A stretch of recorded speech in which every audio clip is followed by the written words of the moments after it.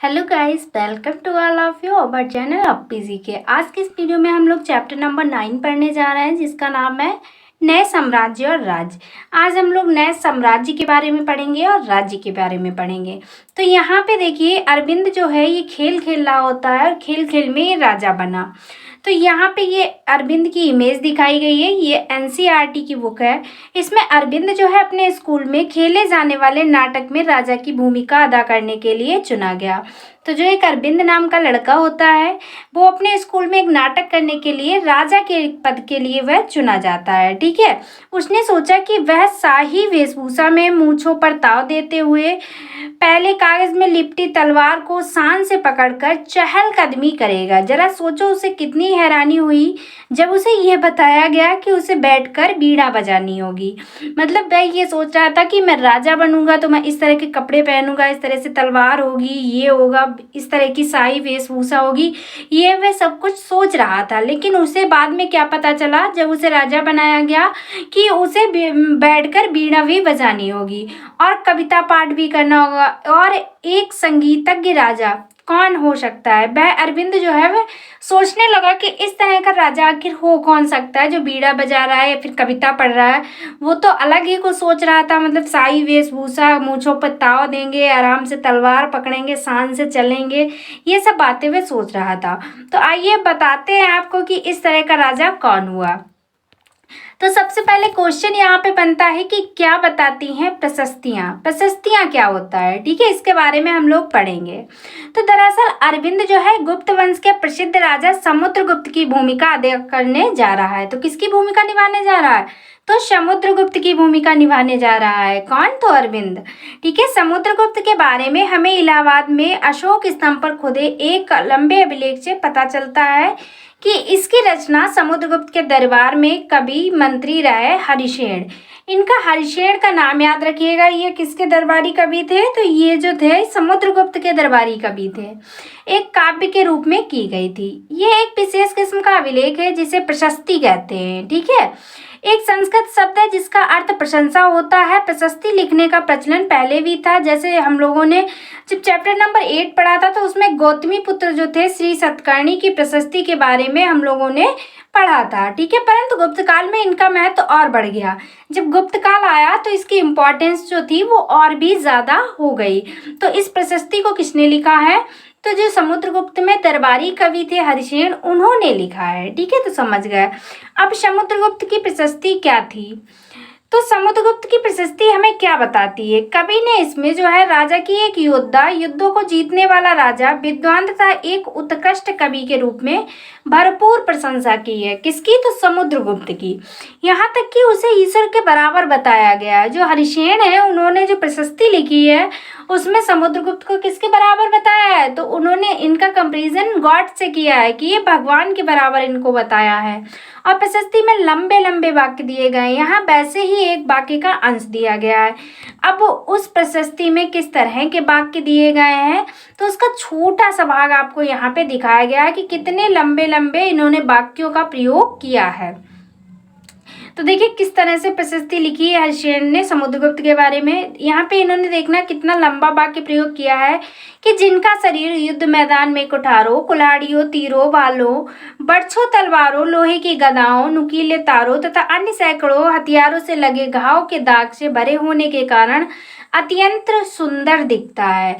तो इन्होंने इतने लंबे लंबे वाक्यों का जो है प्रयोग किया है अपनी प्रशस्ति में। आगे है हम लोग देखेंगे, अभी मानचित्र आपको दिखाएंगे। इसमें देखेंगे कि एक क्षेत्र को हरे रंग से रंगा गया है और जिस क्षेत्र को हरे रंग से रंगा गया है तो तुम्हें पूर्वी समुद्री तट के साथ साथ एक क्रम में लाल बिंदु दिखेंगे। उसी तरह कुछ क्षेत्र बैगनी और नीले रंग के भी मिलेंगे। ये मानचित्र जो है ये प्रशस्ति में प्राप्त जानकारियों के आधार पर बनाया गया है। तो आइए दिखाते हैं पहले मानचित्र। ठीक है, ये यहाँ पे दिखाइएगा। अब यहाँ पे नगर देखिए। ठीक है, नगर कौन कौन से इम्पोर्टेंट? तो नगर जो है वह है थानेश्वर, मथुरा, कन्नौज, प्रयाग, उज्जैन, वल्लभी, भरूच और सातवाहन, अजंता। ठीक है, इस चालुक्य दिखाया गया है। ठीक है, यहाँ पे देखिएगा, यहाँ पे क्या दिखाया गया? चालुक्य दिखाया गया है। ठीक है, कांचीपुरम है, चोल है और मदुरै है, पांडव यहाँ रहते थे, चेर, पांडव, चोल, इनका नाम आप जरूर याद रखिएगा। इससे पीछे जब हमने चैप्टर नंबर 8 पढ़ा था तो वहाँ पे देखा था। अब आपको दिखाते हैं कि गुप्त वंश द्वारा जो जीते गए नगर थे वे कौन कौन से थे। तो गुप्त वंश जो नगर जीते थे वे यहाँ पे जीते थे, देखिएगा इस तरह से इसने ये नगर जो थे वे जीते थे। तो कितने नगर जीते थे? 1 2 3 4 5 6 7 8 9 नगरों को इसने जीता था गुप्त वंश ने। आगे देखते हैं हम लोग, आइए अब आगे देखते हैं फ्रेंड्स। ये मानचित्र जो है इस प्रशस्ति में प्राप्त जानकारियों के आधार पर बनाया गया है। हरिशेर जो है 4 विभिन्न प्रकार के राजाओं और उनके प्रति समुद्रगुप्त की नीतियों का वर्णन करते हैं। तो आइए वे 4 प्रकार की नीतियों का वर्णन क्या है। मानचित्र में अभी हम लोगों ने देखा जो हरे रंग का क्षेत्र था ये आर्यावर्त के उन 9 शासकों का है जिन्हें समुद्रगुप्त ने हराकर उनके राज्यों को अपने साम्राज्य में मिला लिया। दूसरा है इसके बाद जो कि दक्षिणापथ के बाहर शासक आते हैं, इनमें से कुछ की राजधानियों को दिखाने के लिए मानचित्र पर लाल बिंदु दिए गए हैं। इन सब ने हार जाने पर समुद्रगुप्त के सामने समर्पण किया था और समुद्रगुप्त ने उन्हें फिर से शासन करने की अनुमति दे दी थी। इसके बाद है पड़ोसी देश का आंतरिक घेरा बैगनी रंग से रंगा गया है। इसमें असम तटीय, बंगाल, नेपाल, उत्तर पश्चिम के कई गण या संघ जो आते हैं, जो कि हम लोगों ने चैप्टर नंबर 5 में देखे थे। ये समुद्रगुप्त के लिए उपहार लाते थे। क्या किया करते थे? तो ये उपहार लाते थे, उनकी आज्ञाओं का पालन करते थे तथा उनके दरबार में उपस्थित हुआ करते थे। इसके बाद चौथा है कि ब्राह्मण इलाके के शासक जो थे, जिन्हें नीले रंग से रंगा गया है, जो बाह्य इलाके के शासक थे, उन्हें संभवतः कुषाण तथा शक वंश के थे। कौन से वंश के थे? कुषाण तथा शक वंश के थे। ये बाह्य इलाके के शासक माने जाते थे। इनमें श्रीलंका के शासक भी थे। इन्होंने समुद्रगुप्त की अधीनता जो थी वह स्वीकार की और अपनी पुत्रियों का विवाह जो है उससे किया था। किससे? तो समुद्रगुप्त से। अब यहाँ पे आप देखिएगा जो समुद्रगुप्त थे, वीणा बजाने वाला राजा कौन था? तो समुद्रगुप्त था। समुद्रगुप्त के कुछ अन्य गुणों को सिक्कों पर दिखाया गया है, जैसे इस सिक्के में उन्हें वीणा बजाते हुए दिखाया गया है। तो जो समुद्रगुप्त था वह जो कार्य किया करता था उसके सिक्कों पर भी उन्हें दर्शाया गया है कि इस एक सिक्के में इसे वीणा बजाते हुए दिखाया गया। तो समुद्रगुप्त के इस तरह के सिक्के हुआ करते थे। ठीक है, देख सकते हैं आप लोग। अब आगे हम लोग देखते हैं, आगे हमारा पॉइंट क्या है। मानचित्र तो पहले ही देख चुके हैं हम लोग। वंशावलियाँ, अब हम लोग वंशावलियाँ के बारे में पढ़ेंगे कि वंशावलियाँ किस तरह से हुई, क्या हुई और किस तरह से इनका जिक्र जो है वह प्रशस्ति में किया गया है। तो अधिकांश प्रशस्तियाँ शासकों के पूर्वजों के बारे में बताती हैं। ये प्रशस्ति भी समुद्रगुप्त के प्रतिमाह पितामह यानी कि परदादा और दादा। ठीक है, प्रापितामह किसे कहा जाता है? तो पितामह से जो पहले होते हैं यानी कि उनको परदादा को क्या कहा जाता है?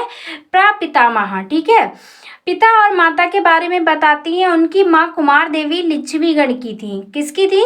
तो उनकी जो माँ थी कुमार देवी लिच्छवीगण की थी और पिता जो थे ये चंद्रगुप्त गुप्त वंश के पहले शासक थे, जिन्होंने महाराजा धीराज जैसी बड़ी उपाधि धारण की। समुद्रगुप्त ने भी ये उपाधि धारण की थी।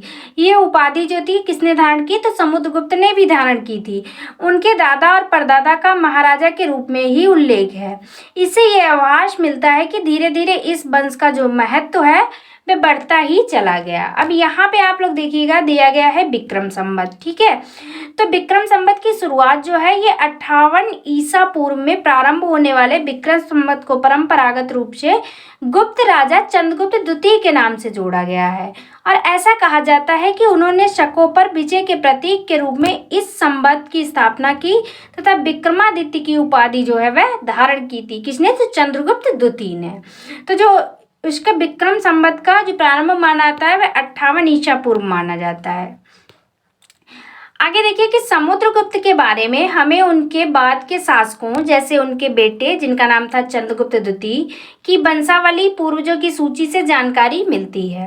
तो समुद्रगुप्त के बेटे का नाम क्या था? तो चंद्रगुप्त द्वितीय। ठीक है, उनके बारे में अभिलेखों तथा सिक्कों से पता चलता है उन्होंने पश्चिम भारत में सैन्य अभियान में अंतिम शक शासक को परास्त किया। बाद में ऐसा विश्वास किया जाने लगा कि उनका दरबार जो है विद्वानों से भरा था। इनमें से कुछ के बारे में जानकारी जब हम लोग चैप्टर नंबर 10 पढ़ेंगे तो उसमें मिलेगी। समुद्रगुप्त के जो दरबार में जो विद्वान रहते थे उनके बारे में हम नेक्स्ट चैप्टर में पढ़ेंगे। अब हम लोग बात करते हैं हर्षवर्धन तथा हर्षचरित की। ठीक है, तो हर्षवर्धन जो हुआ है शासक, इसके बारे में हम लोग पढ़ेंगे। तो जिस तरह गुप्त वंश के शासकों के बारे में अभिलेखों तथा सिक्कों से पता चलता है उसी तरह कुछ अन्य शासकों के बारे में उनकी जीवनी से पता चलता है। ऐसा ही एक राजा है हर्षवर्धन थे, जिन्होंने करीब 1400 साल पहले शासन किया। उनके दरबारी कवि कौन थे? तो बाणभट्ट थे। अभी बात हुई थी समुद्रगुप्त की, तो समुद्रगुप्त के जो दरबारी कवि थे वो कौन थे? तो वो हरिशेन थे। अब बात हो रही है हर्षवर्धन की, तो हर्षवर्धन के दरबारी कवि कौन थे? तो बाणभट्ट थे। आपको ये बातें याद रखनी है।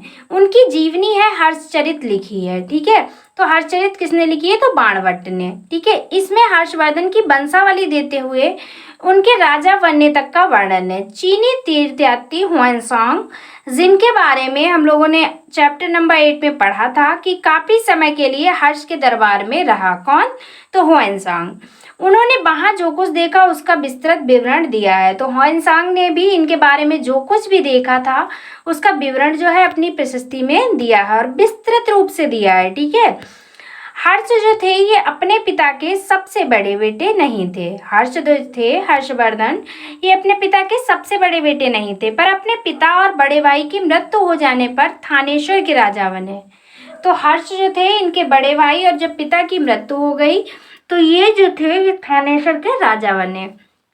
उनके बहनोई जो थे ये कन्नौज के शासक थे, जो कि मानचित्र में कन्नौज दिखाया गया था। जब बंगाल के शासक ने उन्हें मार डाला, यानी कि हर्ष के बहनोई को, तो हर्ष ने कन्नौज को अपने अधीन कर लिया और बंगाल पर आक्रमण कर दिया। जब बंगाल के शासकों ने उनके बहनोई को मार डाला और कन्नौज पर हमला करना चाहा, तो जो हर्षवर्धन था इसने क्या किया? कन्नौज को अपने अधीन कर दिया और बंगाल पर आक्रमण कर दिया। तो मगध तथा संभवतः बंगाल को भी जीतकर उन्हें पूर्व में जितनी सफलता मिली थी उतनी सफलता अन्य जगहों पर नहीं मिली। तो मगध और बंगाल में हर्ष को जितनी सफलता मिली वह अन्य जगहों पर नहीं मिली थी। और जब उन्होंने नर्मदा नदी को पार कर दक्कन की ओर आगे बढ़ने की कोशिश की, तब चालुक्य नरेश था, जिसका नाम था पुलिकेशन द्वितीय, इसने जो था इन्हें रोक लिया था हर्षवर्धन को। तो ये क्या कर रहे थे? तो इन्होंने मगध और बंगाल को जीत लिया था। उसके बाद इन्होंने क्या किया? ये नर्मदा नदी के आगे, नर्मदा नदी को पार करके दक्कन की ओर आगे बढ़ने की कोशिश कर रहे थे। तो उसी समय एक जो चालुक्य का नरेश था, जिसका नाम था पुलिकेशन द्वितीय, उसने जो था वो इनको रोक लिया था। अब हम लोग पढ़ेंगे चालुक्यों के बारे में, ठीक है। इसने जो था हर्षवर्धन को रोक लिया था और आगे नहीं जाने दिया। तो यहाँ पे हम लोग पल्लव के बारे में पढ़ेंगे, चालुक्य और पुलिकेशन द्वितीय की प्रशस्तियों के बारे में पढ़ेंगे। तो इस काल में पल्लव और चालुक्य दक्षिण भारत के सबसे महत्वपूर्ण राजवंश थे। तो दक्षिण भारत के जो सबसे महत्वपूर्ण राजवंश थे इस समय वे कौन थे? तो पल्लव और चालुक्य थे। तो पल्लवों का राज्य जो था उनकी राजधानी कहाँ थी? कांचीपुरम थी। कांचीपुरम के आसपास के क्षेत्रों से लेकर कावेरी नदी के डेल्टा तक फैला हुआ था। तो इनका जो राज्य था कांचीपुरम से लेकर कहाँ तक? तो कावेरी नदी के डेल्टा तक फैला हुआ था। और जबकि चालुक्यों का राज्य जो था ये कृष्णा और तुंगभद्रा नदियों के बीच ही स्थित था, ठीक है। तो पल्लव का ज्यादा था और चालुक्य का जो था वह राज्य, इनका राज्य जो था कृष्णा और तुंगभद्रा नदी जो थी उनके बीच में ही स्थित था। आगे है कि चालुक्यों की राजधानी ऐहोल थी। जो चालुक्यों की राजधानी थी वह कहाँ थी? तो ऐहोल थी। और पल्लवों की राजधानी कहाँ थी? तो कांचीपुरम थी। दोनों बातें याद रखनी है आपको। ये एक प्रमुख व्यापारिक केंद्र था। तो ऐहोल जो था ये कैसा केंद्र था? तो ये व्यापारिक केंद्र था। धीरे धीरे ये एक धार्मिक केंद्र भी बन गया, जहाँ कई मंदिर थे। पल्लव और चालुक्य एक दूसरे की सीमाओं का अतिक्रमण करते थे। मुख्य रूप से राजधानियों को निशाना बनाया जाता था और जो समृद्ध शहर होते थे उन्हें निशाना बनाते थे। ये लोग क्या किया करते थे? तो सीमाओं का अतिक्रमण किया करते थे और राजधानियों को निशाना बनाया करते थे, या फिर उन शहरों को निशाना बनाया करते थे जो समृद्ध हुआ करते थे। इसके बाद जो पुलिकेशन द्वितीय ये सबसे प्रसिद्ध चालुक्य राजा था। तो सबसे प्रसिद्ध चालुक्य राजा कौन हुआ? तो वह पुलिकेशन द्वितीय ही हुआ। उनके बारे में हमें उनके दरबारी कवि, क्या नाम है? रवि कीर्ति, ठीक है, द्वारा रचित प्रशस्ति से पता चलता है। इसमें उनके पूर्वजों, खासतौर से पिछली 4 पीढ़ियों के बारे में बताया गया है।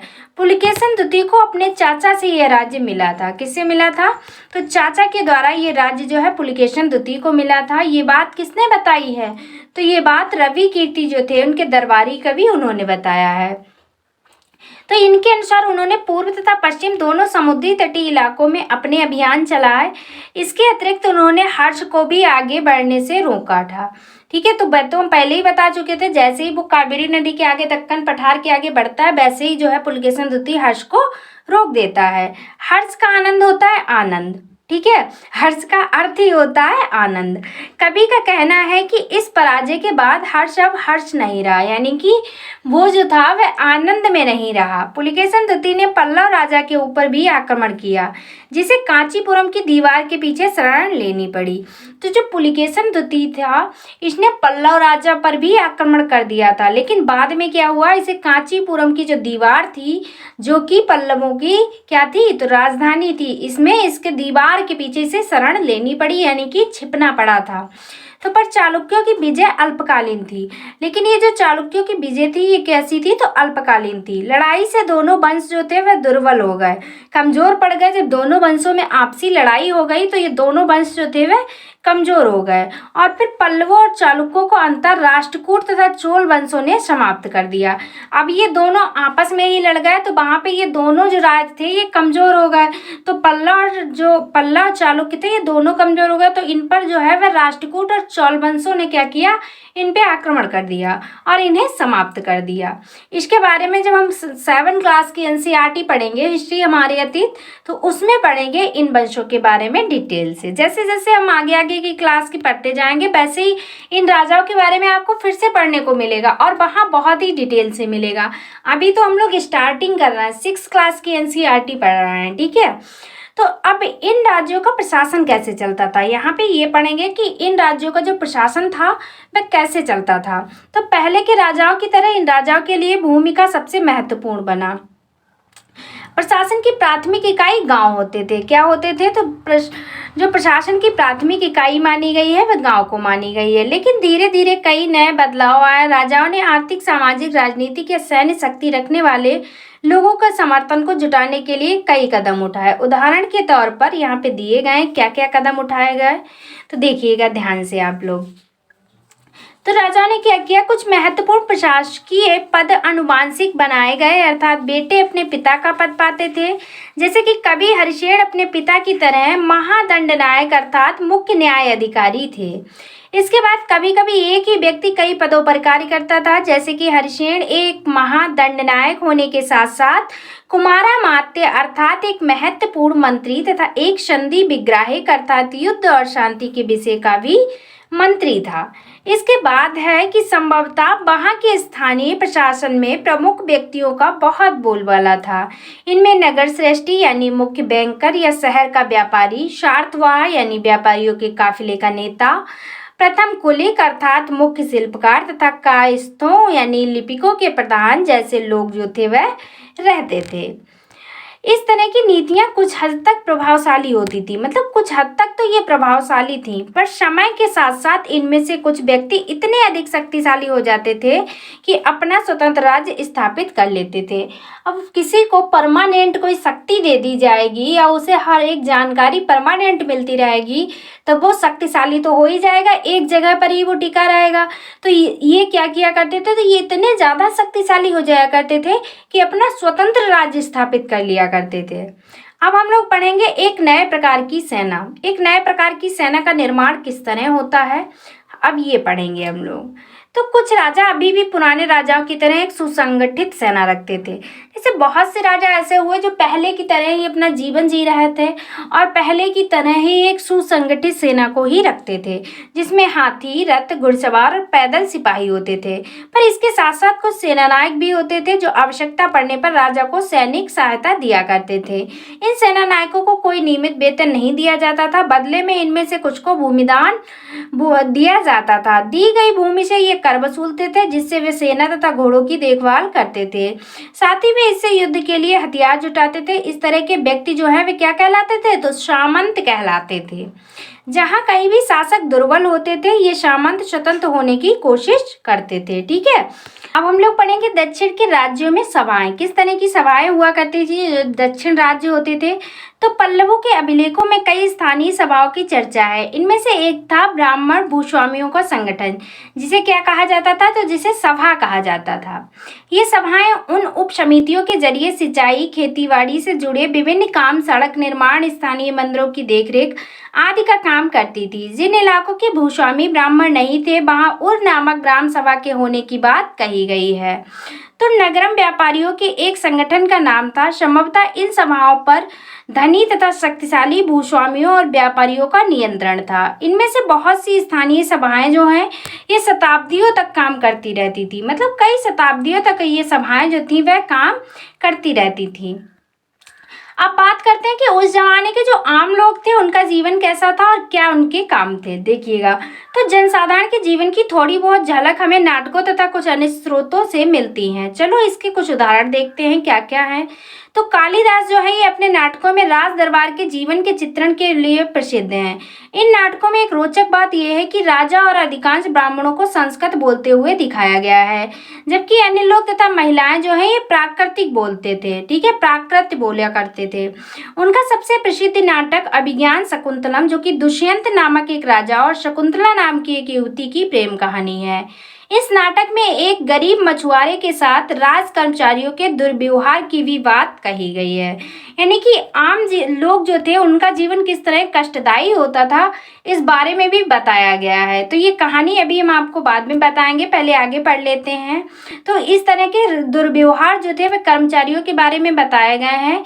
इसमें जो चीनी तीर्थयात्री था फाइहान, इसके ध्यान उन लोगों की दुर्गति पर भी गया है। जो चीनी यात्री था फाइहान, ये किसके शासनकाल में आया था, तो चंद्रगुप्त द्वितीय के शासनकाल में।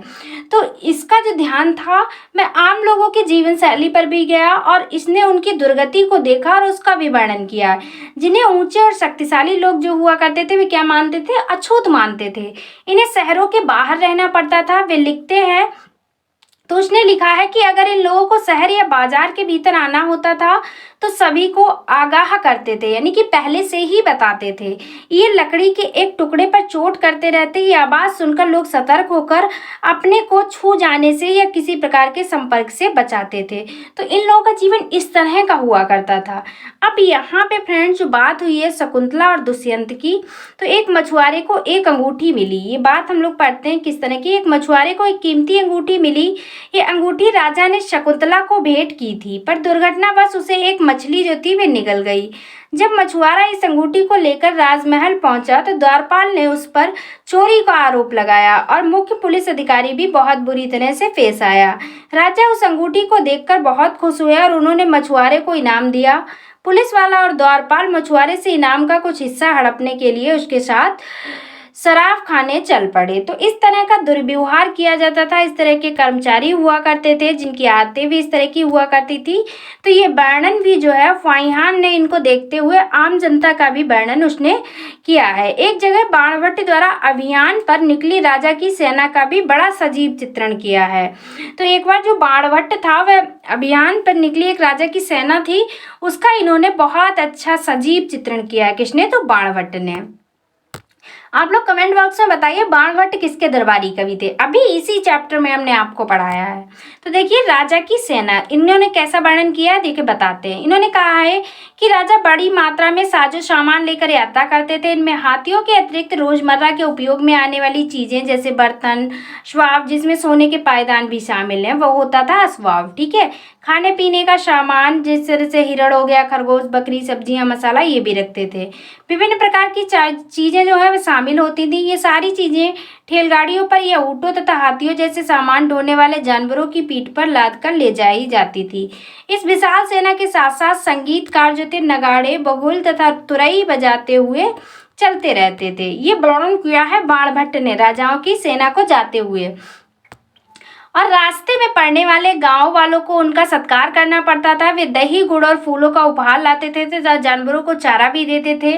वे राजा से भी मिलना चाहते थे ताकि अपनी शिकायत या कोई अनुरोध उनके सामने रख सकें, पर ये सेनाएं अपने पीछे विनाश और विध्वंस की निशानी छोड़ जाती थी। अक्सर गांव वालों की झोपड़ियां हाथी कुचल डालते थे और व्यापारियों के काफिले में जूते बैल इस हलचल भरे माहौल से डरकर भाग खड़े होते थे। बाणभट्ट लिखते हैं, पूरी दुनिया धूल की गर्त में डूब जाती थी। यानी कि इस तरह की सेना जो थी, राजा जो थे, राजा की सेना इस तरह से होती थी, जो आम लोग हुआ करते थे उनके घर पूरी तरह से बर्बाद हो जाया करते थे। इसने क्या कहा है, पूरी दुनिया जो थी वह धूल में डूब जाया करती थी, यानी कि चारों तरफ सिर्फ धूल ही धूल हुआ करती थी और इनका बहुत ही नुकसान हुआ करता था। इसने क्या बताया है, तो इन सेनाओं को विध्वंस की निशानी बताया है उसने, क्योंकि इतना नुकसान ही हुआ करता था। गरीबों की झोपड़ियां जो थी वह हाथी वगैरह कुचल दिया करते थे। तो ये जो चैप्टर था वो यहीं तक था। अब कल हम पढ़ेंगे चैप्टर नंबर 10, जो कि हमारा लास्ट चैप्टर होगा 6 क्लास की एनसीईआरटी का, हिस्ट्री का।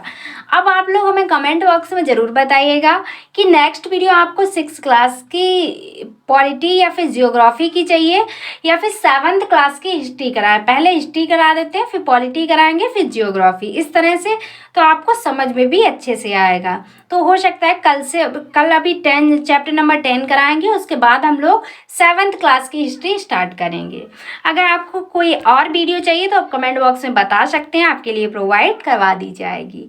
अब यहाँ पे कुछ महत्वपूर्ण तिथियां हैं जिनको आपको याद रखना है। तो गुप्त वंश की शुरुआत जो है ये 1700 साल पहले मानी जाती है और हर्षवर्धन का शासन जो है ये 1400 साल पहले माना जाता है। तो फ्रेंड्स, अगर आपको वीडियो पसंद आई है या आपको अगर हमारी मेहनत पसंद आई है तो प्लीज़ चैनल को सब्सक्राइब करके वीडियो को शेयर ज़रूर कर दीजिएगा। तो थैंक्स फॉर वॉचिंग, मिलते हैं नेक्स्ट वीडियो में। टेक केयर ऑफ एवरीवन, तब तक के लिए बाय बाय।